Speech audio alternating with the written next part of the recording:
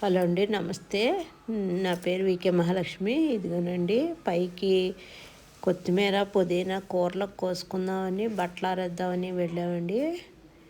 ఇది వెళ్ళేసరికి కాయలు కొంచెం కొంచెం ముగ్గినట్టుగా అనిపించినాయి. టమాటాలు ఈరోజు హార్వెస్ట్ పెడదామని అనుకుని ఇదిగోనండి టమాటాలు కోస్తున్నాను. ఇదిగోనండి టమాటా పళ్ళు కొంచెం కొంచెం రంగు వచ్చేటప్పుడే కోసేస్తాను నేను.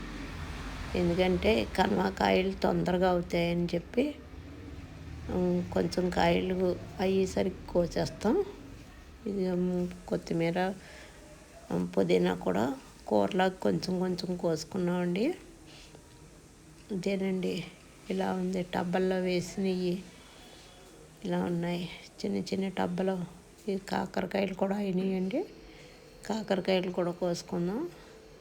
ఈ చిన్న కాయలాగే అవుతున్నాయి, మరి ఎందుకనో చిన్న చిన్న కాయలు అయినట్టు చాలా టేస్ట్గా ఉంటున్నాయి కాకరకాయలు అయితే. ఈరోజు కాకరకాయలు టమాటాలు బంతిపూలు చూసారా ఎంత బాగున్నాయి. వీటిని విడిచిపెట్టి అస్సలు రాబుద్ది అయ్యేది. పైకి వెళ్తే అన్ని చెట్లకి కూడా అలాగే ఉన్నాయండి. ఇదేనండి ఈరోజు మా హార్వెస్ట్, కాకరకాయలు టమాటాలు. ఉంటానండి.